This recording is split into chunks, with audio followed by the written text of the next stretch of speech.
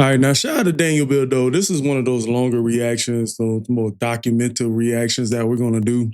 But I feel like this is relevant for the channel to listen to. I think everybody has their preconceived notions about what that is, but Daniel felt the need to send this to me so I can be a little bit more informed about what the general consensus is, man. So I want to give a shout out to the creator, Matty Balls, for this one right here. Hopefully he doesn't mind me reacting to this, but initially my sense is, Elvis being the centerpiece and then surrounded by this, we already tell where it's going. All right. So let's go ahead and check this out. It hasn't felt as exciting as it used to. I don't know about you guys, but lately music hasn't felt as exciting as it used to. And I think that the numbers back this feeling up too. Billboard had to change their rules to pull songs from the Hot 100 if they've been on there too long, with NPR saying streaming services use algorithms that feed people songs they've already played. And that creates a doom loop that's allowed recent songs to stay on the charts for absurdly long runs. Which to me would make sense, because hit songs we all collectively enjoy feel few and far between these days. And I think there's a few main reasons for that. Now, I'm not one of those people who's saying that all modern music is bad or anything like that, or that they don't make good music anymore. There is a ton of great music coming out every single day. But what I'm saying is, it feels like the mainstream music, the most popular upper echelon music, just isn't as fun and collectively enjoyed as it used to be. Let's do a little experiment. Let's check out the Billboard Hot 100 in 2010 and in 2020. All right, let's see. TikTok, Kesha, Need You Now, Train, Katy Perry. I remember all them songs. Airplanes, Bad Romance, Rihanna, Jason Derulo, Alicia Keys, Jay-Z, Empire State of Mind, Watermelon Sugar, Harry Styles, Maroon 5. All right. All right, let's check this out.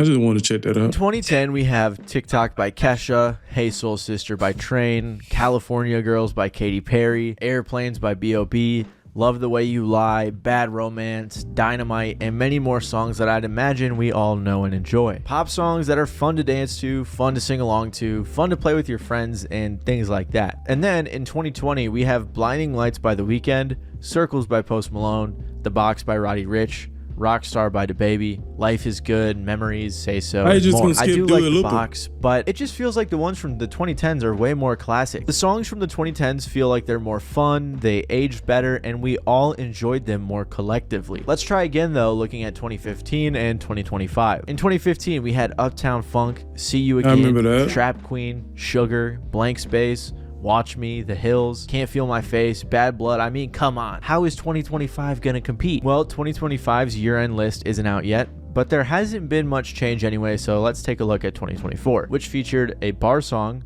Beautiful Things, I Had Some Help, Not Like Us, Espresso, $1 Million Baby, and more. I thought Not Like Us would have been up there first. But I feel like the songs from 2015 are just miles better. I mean, what on that list I just named comes even close to Trap Queen? Name one. There's nothing. Those again are songs that you can sing with your friends or dance to. It felt like we all as a society collectively enjoyed these songs more. And to me, it just feels like that overarching feeling is gone. And it's hard to describe. Well, I don't think it's just me. A pretty excellent selection of... Nah, but let me help you with that. This is the same way the 70s generation feel about music today.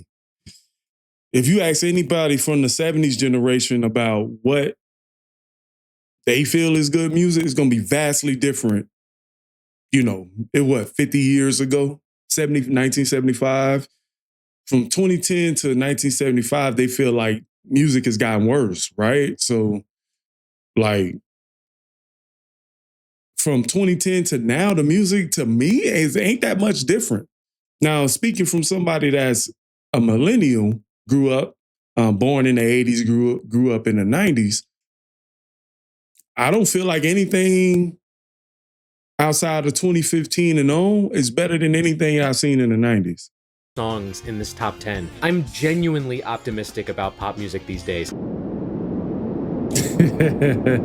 the f*** happened? Now, this is completely my opinion, but I feel like, in general, modern popular music, at least these last few years, isn't that exciting anymore. Nah, of course, there are 'cause it's bangers we all TikTok like trends. here and there, and the independent, alternative, indie, and underground scenes are full of more talent than ever before, but the mainstream is suffering. And I think there are a few reasons as to why this could be. One reason could be today's terrible economy and wealth inequality. I mean, I'm spending doubt it. $60 at the grocery store for some eggs, chicken, and yogurt. It's crazy. And one tool that can help you with this is Current. Current is a mobile banking app that has plenty of great features you can take advantage of. For example, using Current for credit building is huge, and you can boost your credit score by over 80 points in just 6 months. On top of that, they also have a savings pod where you can earn up to 4% bonus on your savings. They also have two very useful features, one of which is the $750 paycheck advance, and the other you can get paid up to 2 days before your actual paycheck, which can be very beneficial, especially if you're short on cash or in a pinch. On top of all of this, probably my favorite feature is no fees on overdraft, because overdraft fees are just the worst. If I'm already negative, why are you taking money from my negative balance? It doesn't make sense. I'm going double negative. Like, I just don't understand that. So to have access to all of these great features, make sure to download Current. Sign up at current.com/Maddie and use my promo code Maddie to get $50. So shout out to Current for sponsoring this video, and let's continue. Now, All right, now the only reason I didn't skip that because content creator to content creator. Okay. Now, it is an objective fact that pop music is getting simplified. For Right. example, melodies in pop music have gotten a lot simpler over time according to studies. A study looked at the top 5 Billboard songs from 1950 to 2023 and found that both rhythm and pitch became steadily less complex over that period. Right. Conservatively, they have both decreased by 30%. Wow, This isn't that's inherently big. a bad thing, but it's just one of many studies that goes to show that pop music has been getting simpler. A study in 2012 showed that diversity of note combinations has consistently diminished in the last 50 years. Melodies are becoming more and more similar, and songs are relying on a smaller range of timbres than. But that's because we're relying on more technology than actual playing of the instrument. You know, the mainstream is suffering because they want similar sounding music. And there's probably something a little bit more deeper and sinister with that, but yeah, they want more hypnotic music. That's why it's more simple.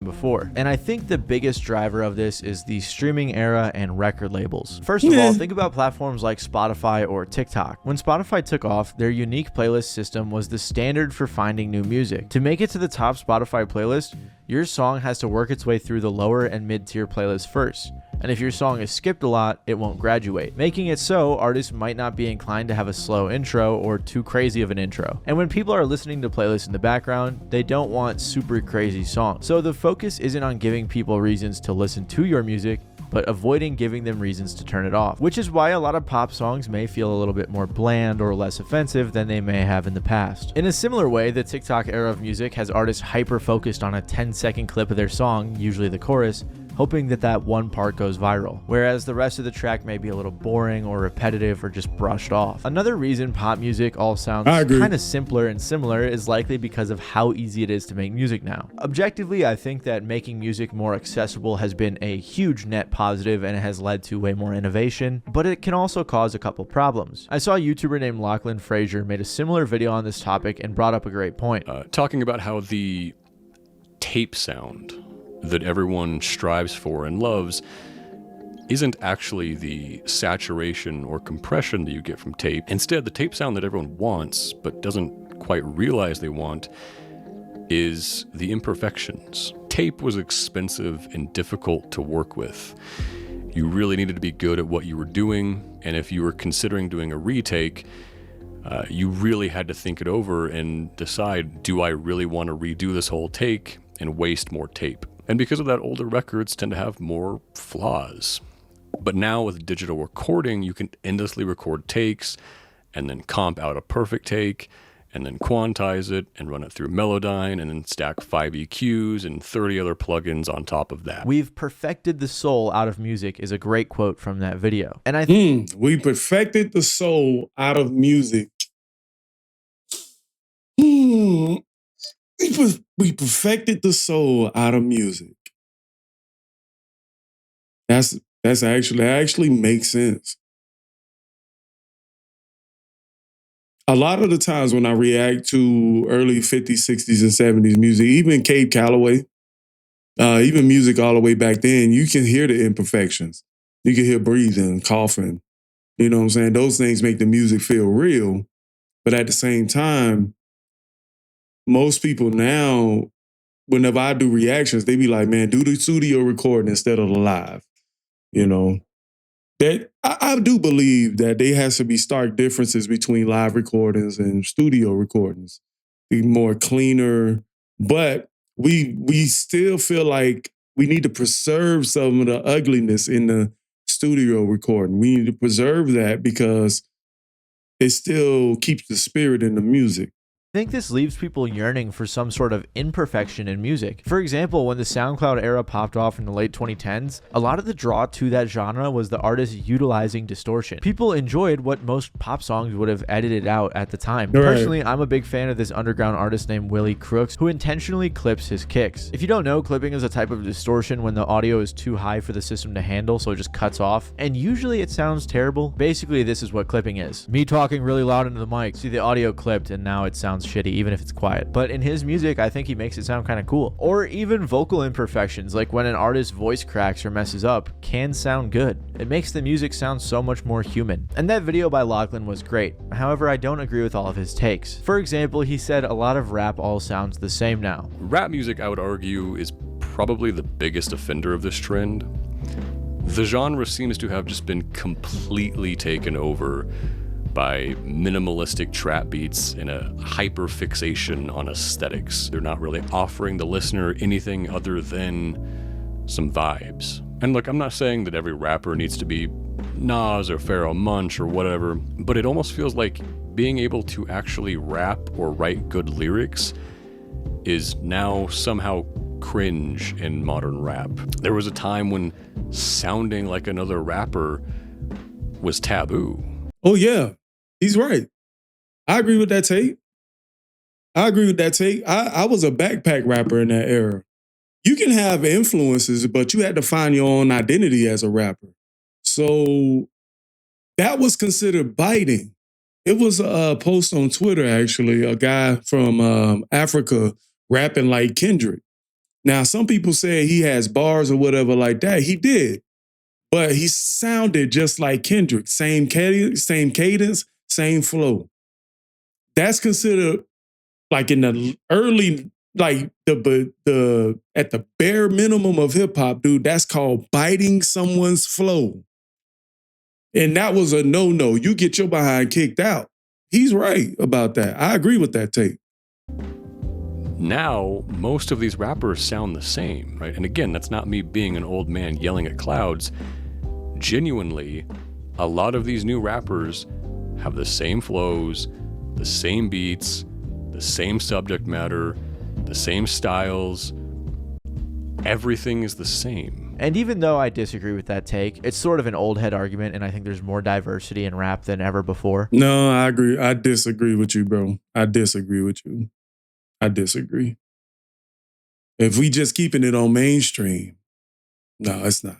But I do think that rap is a big component of this dry spout we've been seeing lately. In fact, I just saw a headline that said, for the first time since February 1990, there are no rap songs charting inside the top 40 of the Billboard Hot 100. And apart from the Kendrick-Drake beef, there hasn't really been much exciting music in the mainstream rap. Remember, this video is about upper echelon mainstream. For a long time, rap hasn't had an artist break out into the mainstream, and most of the artists carrying the genre these days are the older artists. This is important because for a very long time, rap has been the biggest genre by market share in the mainstream. As of 2023, it still was, but I'm not quite sure where it's at today. Regardless, in 2025, the best-selling albums were Kendrick's GNX, Lil Baby's Wham!, Tyler's Chromacopia and Don't Tap the Glass, Cardi's Music, Drake's Some Sexy Songs for You, and Big X The Plug's Take Care. Aside from half of these being released in 2024, the only new artist on this list was Big X. It really feels like rap hasn't had any big newcomers in the last 3 years. And most of its newcomers who break through the mainstream have no staying power, like Ice Spice, Roddy Ricch, Polo G, and a lot of these other artists. It's like, what are they doing today? Like they're not doing anything. And as a huge rap fan, please do not get me wrong. I think rap has a ton of great music coming out every single week, month, day, year, but it's just not breaking through to the mainstream like I wish it would. For example, there's a reason why it's not breaking to the mainstream. It's a very, very, very simple reason. They don't want conscious. They don't want conscious rap here. They don't want conscious rap. You know what I'm saying? The more conscious rap you'll see on Instagram than you would see on YouTube or on the mainstream, because there's a certain prototype of, and I don't want to get conspiracy theory or anything like that, but there's a certain nature of music that they want promoted to a certain demographic of people. So whoever agrees with that music or agree with that lifestyle, they don't want uplifting conscious music anymore. That's why it ain't diverse as it was in the 90s or the early 2000s. We got 2 Chainz and Larry June's album this year, Yeat's EP, the Until Japan album, JID dropped, Earl Sweatshirt, Freddie Gibbs put out a phenomenal project, and multiple others. But none of these are going super big in the mainstream like they may have a decade or so ago. Right. So no, I don't think that people think lyrics and rap are cringe. I think there are different styles and scenes that are enjoyable for their own reasons, and both of which I believe can have longevity so long as the quality of the music is good. I think one of the biggest artists number-wise who blew up these past couple of years is Yeat, and even he hasn't had a big hit song or become a huge mainstream artist. And think about the big 3, Kendrick, Drake, and Cole. Like, there is nobody that comes to mind that can replace those 3 in terms of quality music as well as mainstream staying power. So of course, I'm not one of those old heads saying hip-hop is dead, but it feels like it's just kind of in a dry period waiting for its next big era to come out, like maybe the SoundCloud era. And this has a big impact on the overall music industry as the biggest genre right now. With rap being in a dry spell, it feels like a lot of the music game is as well. However, another reason I think rap isn't being pushed as hard right now and pop music is getting simpler is because record labels know exactly what makes them money,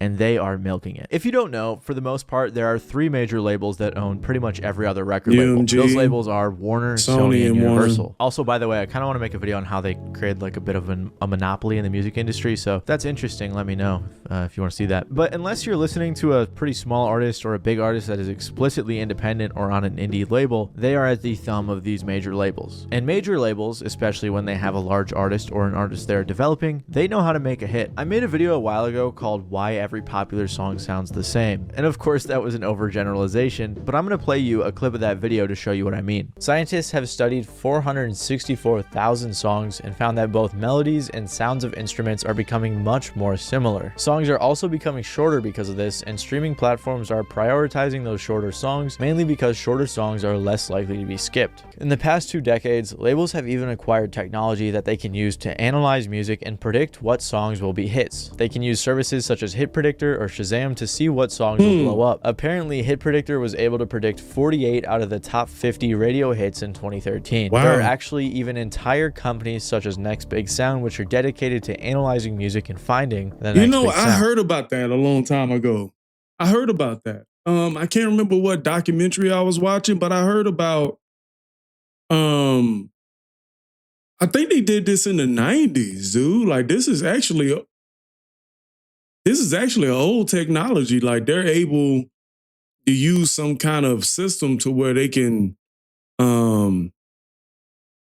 know what to put out next. Just like he said, like, I don't want to repeat the same thing, but I think I remember reading or hearing something about that. 48 out of the top 50 radio hits in 2013. There are actually even entire companies such as Next Big Sound which are dedicated to analyzing music and finding the next big sound. And you're probably thinking that if labels keep pumping out this generic music, people will eventually get tired of it. And while that may be true for some people, science says it actually isn't for the majority. In a study done by Columbia University in 2006, they showed some people music websites with a bunch of songs and told them to download their favorites. Some sites had rankings of the most popular songs and some didn't. It showed that people who saw the rankings were more likely to download the popular songs. They then did a second experiment where they did the same thing, but this time they sent out websites with the actual download statistics and then some websites with fake download statistics. The experiment proved again that believing that a song is more popular made people more likely to download it. Another study done in 2011 shows that the brain produces dopamine when people hear songs that they have played and heard before. Right. This video is almost 3 years old now, and it's more true than ever before. Also, by the way, I've been doing YouTube full-time for 3 years, so I just want to say thank you guys, because that's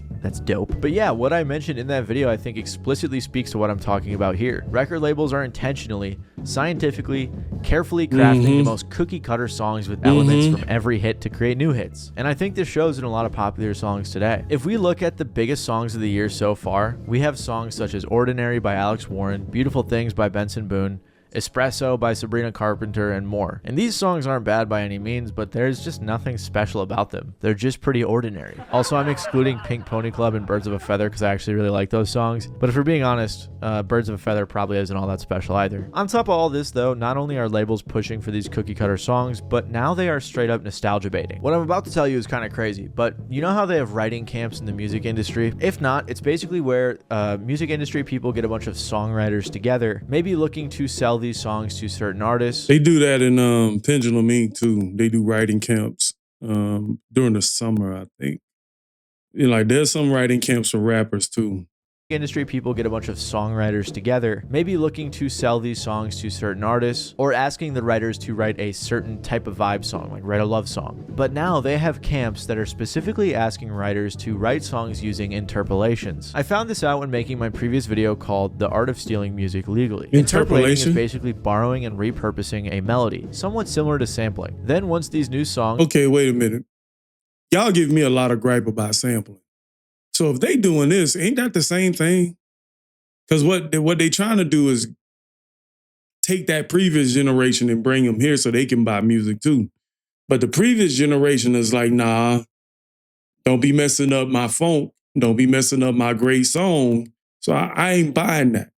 You know what I'm saying? Like it's all fabricated, I think. Is basically borrowing and repurposing a melody, somewhat similar to sampling. Then once these new songs that interpolate old songs are written, they're sold to artists throughout the industry, which is just insane to think about, that there are songwriting camps that instead of writing entirely new songs, are just remixing old ones for artists to take advantage of this trend. And it's so successful because it plays on familiar melodies that labels and artists already know people like, repackaging them to a newer generation. Like I said, I did a whole video on interpolation, but it is truly fascinating. So clearly labels are meticulously crafting songs either based in nostalgia or data, which is what is resulting in things like songs sticking on Billboard for so long. Again, Billboard had to change their rules because these songs they're just stuck up on the charts for so long because nothing new is coming in and replacing them. That's how boring this year's been. But it's been gatekept though. Creativity has been gatekept by the music industry. We're not getting nothing new because nothing is happening. Like we're not getting nothing new because there are certain places only certain artists are allowed to go. That's it. That's it. It is being gatekept. The billboards is being gatekept. And this is just assuming. There's no data that backs my statement. But that's what I generally feel. And I think it's true. Stuck up on the charts for so long because nothing new is coming in and replacing them. That's how boring this year's been. Like I mentioned earlier, the biggest selling rap albums this year, half of them are from last year. Like 2025 just feels like it's been a dud. And labels are also investing heavily into artists that play it super safe. For example, two of the biggest artists right now, Taylor Swift and Morgan Wallen, just put out some pretty big, bloated, bland albums. The 3 Bs, if you will. Morgan in particular put out an album with 37 songs, many of which were pretty bland, average, boring country songs. And don't get me wrong, it's not bad, it's just underwhelming. Regardless, he was able to break records thanks to this album. On the flip side, Taylor Swift just put out her album with less songs, but she spam released 34 different versions of this album, and this resulted, of course, in her breaking a record for album sales, despite it being an album that many thought was bad or boring. The point is, neither of these two albums produced a hit that we all know and love, and maybe you do, but do all of us? Are we all singing it at school, or with our friends in the car, or at the bar, or wherever? I don't think so. But this music, despite how boring or bland many may think it is still widely appealing and prints money for both the artists and the record labels. It's like the music industry version of a content farm. Right. Don't get me wrong, again, there are still innovators and exciting artists in pop music, but a lot of it is bloated, bland, and boring. The 3 Bs. However, I think this is bigger than music. Apart from just the record labels causing problems, I feel like society as a whole may have an issue as well. There are more genres and even more music out now than ever before. Thanks to the internet and progressions in technology, there is a sound for everyone out there. But back in the day, all the music you had access to was what was in the record stores or CD shops. Right. So chances were you were much more likely to be listening to more similar music as your peers. And just according to my audience too, like you would spend hours in the record store looking at something. And I remember back in the late 90s, they would actually have records playing, or they would have a thing where you could choose what you want to play from the CD player, and then you'd be able to put it in your ear and listen to it. Like, they had listening stations. They had it was like literally you would spend an hour in the record store filing, looking. And I think that made the experience with music a lot more organic too. Like, cause you invest in time and energy into this. Nowadays, though, everyone is so hyper individualized. There are hundreds of different scenes in different genres, in different pockets of different communities. This is, of course, a great thing that people can enjoy their niche of music easier than ever before, but it's also contributed to a lack of community across society. There isn't a monoculture like there used to be. Monoculture is a concept in pop culture studies in which facets of popular culture are experienced by everyone at once, either globally or nationally. I was just thinking about that. I was just thinking about that. The 70s was more like a monoculture. It wasn't a lot of different genres back then. So you probably had only mainly by 6 or 7 different genres: rock and roll, folk, bluegrass, country, psychedelic, you know what I'm saying? Yeah, it wasn't that many. So a lot of the songs were for everybody. But then as technology grew, and just like he said, I ain't gonna repeat it. Accepted term in the sociology world, but I feel like it's pretty fitting. And many in the sociology world argue that monoculture ended by the 21st century, mainly toward the end of the 2010s, due to the rise of streaming media and the fracturing of popular culture. Patrick CC touched on this in his video titled The Death of Mainstream, which I think is very applicable here. Not only do we have infinite music to choose from, but we have so many things to entertain us and occupy our time. Amazing YouTube videos like this one, tons of shows and movies, and of course the lovely short form content that you can effortlessly scroll for hours. In an article by Vox, the writer said, "We're in the midst of the streaming wars, with so many different media products and platforms competing for our attention. Journalists and critics are worried that the huge popularity and sense of universality that Avengers and Game of Thrones achieved are now disappearing for good." The writer continued, "The fear is that we exist in a fragmented realm of impenetrable niches and subcultures enabled by streaming media. The second concern is that because of the pressures of social media and the self-reinforcing biases of recommendation algorithms that drive streaming, culture is becoming more similar than different." And I think what they're trying to say is that culture in these sub-niches is becoming super, unique and uniform, whereas as an entire society, it's very niche down. Of course, this article is speaking on culture in general, including TV, books, everything, not just music. But I think when specifically talking about music, it's rare that we can point out too many monoculture moments in the last 5 years. Apart from maybe some Ice Spice or Sexy Red or the Drake versus Kendrick, Chappell Rowan, and the occasional hit, I feel like there hasn't been a super huge monoculture moment in music in the last few years. The artists and songs I listed were definitely big, but I feel like it wasn't universal. For example, let's just scroll through the Billboard Hot 100 best performing singles of the 2020s. Apart from maybe The Box by Roddy Ricch, how many of these songs were universally loved and listened to by everyone? Maybe Bad Habit by Steve Lacy. I don't even think that one would count. I'm not sure if I'm making sense right now, if I'm just rambling at this point, but comparing songs from pretty much every decade of the music industry up until recently, it just seems like something's missing. With the endless amount of music, the lack of a monoculture, and everything being so hyper-individualized, it's unlikely we will routinely have monoculture again, unless something major changes in society. But here's the deal. There are always artists in the underground scene building off of sounds and innovating. This is happening every day. When an old scene dies out, new ones are born, and there's always a musician working to create something new, original, or fresh. But for a lot of the reasons I listed, mostly having to deal with record labels and the formulaic hits they're putting out, the mainstream is suffering. And I'm honestly not sure the mainstream ain't suffering. I don't think they are. Or if it ever will. Another thing this has resulted in is the disappearance of bands from the mainstream, which for a few other reasons too has become a recent phenomenon. So to learn more about that, consider clicking the video on screen right now. That's a nice thumbnail. So what do you guys think about that? I tend to agree with that. Most of the sentiments in the video, I tend to agree. Music is definitely much more niche now. It did to the point to where, in order to grow, you got to stick in your niche before you jump to different niches and get known. I still think there's a lot of manipulation when it comes to the algorithm. Certain artists are allowed to only go to certain places. Limitations, gatekeepers, all of that. But music doesn't feel exciting because we don't know where to find it. You're telling us I got to type stuff in on YouTube to find good music, but the artists with the heaviest algorithms own certain keywords. how am I supposed to find good music now? So, like, even with this channel, I started reacting to different artists that asked me to react to their stuff just to give an opportunity for people to find good music. So I want to know what you guys think about this one. I'm not going to talk too much, but I tend to agree a lot with what Matty Ball said. If you want to go, I'm going to subscribe to his channel. But if you guys want to subscribe to his channel, links in the description below. But with that being said, catch you guys in another one. Peace.